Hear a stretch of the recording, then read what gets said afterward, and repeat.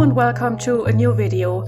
I went to Clonmacnoise the other day and basically I just want to show you why it is much better to use OSMAnd than Google when you're going to explore a heritage site. So we used it for navigation to get from Kilkenny to Clonmacnoise. My friend who drove is not very used to satnavs, so we turned it off after a while because the voice can be a little bit annoying. What we could have done is just look up the route beforehand and then pick the bigger towns and say, okay, look out for signposting for those, because I think that's really, it's always good to trust signposts if you can trust them. So in OSMAnd, what you can do, and I didn't actually use OSMAnd before, when I checked the route before, I used OpenStreetMap.org/ is it directions, I think. When I was in the car, I used this. So you can use the navigation by clicking on the navigation symbol, and then I'll select the departure from, let's say, from here. And the destination I searched, I've already used this before, so I could show you anyway, Clonmacnoise, and it'll usually have a couple of results for it because you have addresses with Clonmacnoise in them. But there is a tourist attraction, Clonmacnoise, and there's also an archaeological site, Clonmacnoise. They're obviously next to each other, but I choose the tourist attraction, and then it calculates the route. You know the drill from the map you usually use, and I had this on for most of the way, even though we didn't really like it that much. I'm not going to start now. Because you don't want to hear the voice. But what I did especially between this place here, Clochan, I think, and Clonmacnoise is, and I've often done that, and it's something you can do as a passenger, obviously not when you're driving yourself, but a lot of these minor roads that go off the R357 didn't have their number on OpenStreetMap. But what you can easily do as a passenger is just leave a note. And you can even do that when the navigation is on OSMAnd. So what I just do is I just click here. Maybe it doesn't work on the desktop version, but you can just click here on that road and leave a note and say L1000 something, 4 digits or 5 digits. What I do found a little bit annoying about the satnav, and I don't know if Google Maps does the same, is when it says, at the next junction, turn right onto R347, and I just think that's too long. Just say R357. I think that would be much easier to follow. That's only 3 digits, but if you have to turn onto L10,495, that is, I think, when you're trying to listen to that number and follow that, I think that's a bit difficult.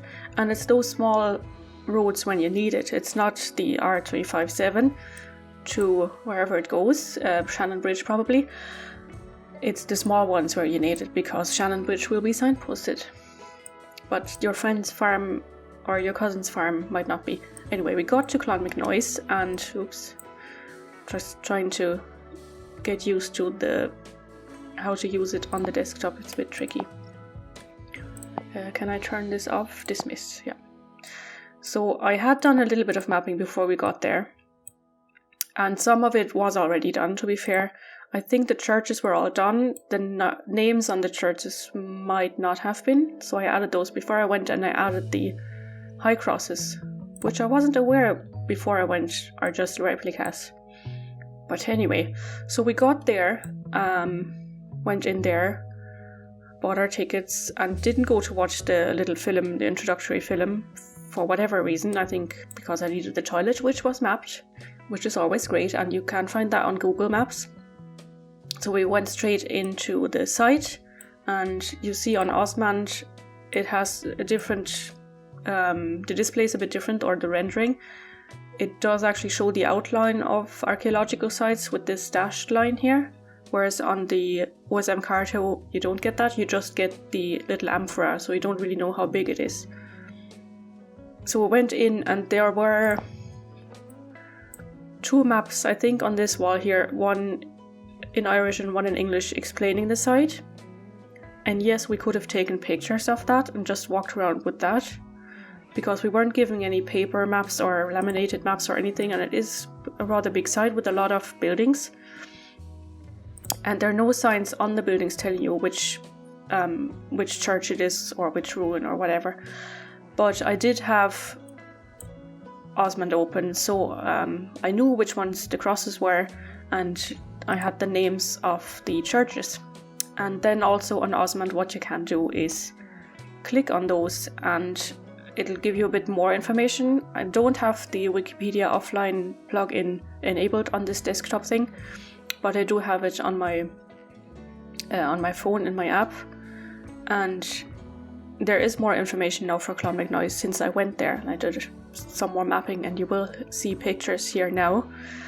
And it could show more, I suppose, but it's still better than Google. And I don't know, for some reason it doesn't display the name of this church, but it might be different now after the update.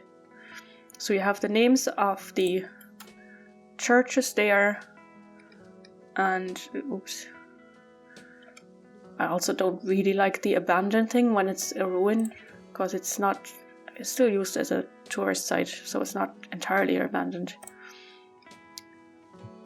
But I found this very useful, and of course you can also add styles and so on if you wanted to. And I also found it useful a couple of days before we went to Clonmacnoise. I went on a loop walk that I don't want to mention because it's terrible, but we were walking along there, and sometimes we would see, I went with another archaeological friend, we would see stuff in the distance like a tower house or something that might have been a ring fort. You know, you can't really say that, can't really tell from eye level if it is a ring fort, if it's just a random clutter of trees or something. But we were able to I was able to check on my OSMAnd and tell him, yeah, that is also actually a ring fort and it's called such and such. And yes, this is a tower house and it's such and such tower house. And if it is linked, if the data is linked to Wikipedia, you might even get more information. There is obviously not a Wikipedia article about every ring fort in the country, and not even about every tower house. Well, there could be, if local societies, local history groups would make the effort and do that. And what I also think is very useful in OSMAnd in comparison to Google Maps is, as I said, toilets. I find that very important wherever I go. And also there is a cafe here. So this is important. When my parents came over to Ireland and we went on a sightseeing tour, they have to have coffee after every site we visited. And yes, you could just walk around and try to find one. But if you have it on the map and, you know, you look it up on the way there and, you know, okay, you have to visit all the church ruins and you have to look at all the Ogham stones, but after that you deserve a piece of cake and coffee. And you can tell them that, or, you know, if you have children and you need to motivate them. And also, if there was a playground nearby, there's a school nearby, but I think you're not allowed to use their playground. But if there was a heritage site that had a playground and you wanted to check that out beforehand, you know, stuff like that, it's all stuff that you don't find on other maps, and you don't find them on the Historic Environment Viewer either, which might have all the information about all the sites, but you can't use it for navigation, and you can't add to the map, and you can't find the next defibrillator, the next toilet, stuff like that, which you could potentially all find on OpenStreetMap if people mapped it, especially defibrillators. I can only repeat myself over and over again. If you do have a local history group and you're planning a heritage trail and you're putting it on OpenStreetMap, that would be a great start. But please also put the defibrillators on OpenStreetMap, because that's really the potential that OpenStreetMap has in comparison to any other map, is that you have all the amenities on it and you can use it for satnav, or not just in the car but also for cycling. You saw that here, that you can, you know, like any other satnav, you can use cycling, walking, public transport, which of course there isn't any in Clonmacnoise, which is why we drove there.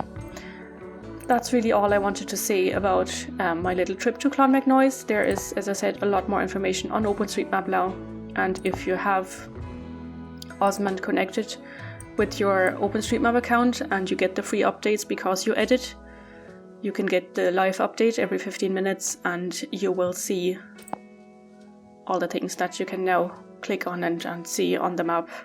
Like there are pictures, there should be pictures linked to all of them now, which aren't here yet. No, because I don't have the live update on this desktop thing.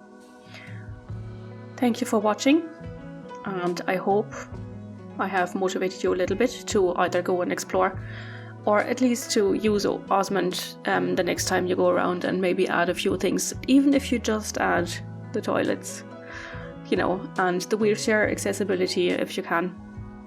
That is another very important thing. There are actually steps here which I have added, but there's a ramp up there. I don't know, the site isn't really wheelchair accessible.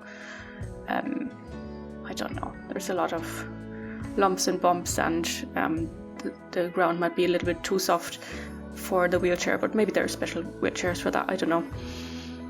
But that's really, again, something that Google doesn't do, wheelchair accessibility. Anyway, thank you for watching, thank you for making this far, and if you like this, please like the video and also share with your friends, and I shall see you in another video soon. Slán!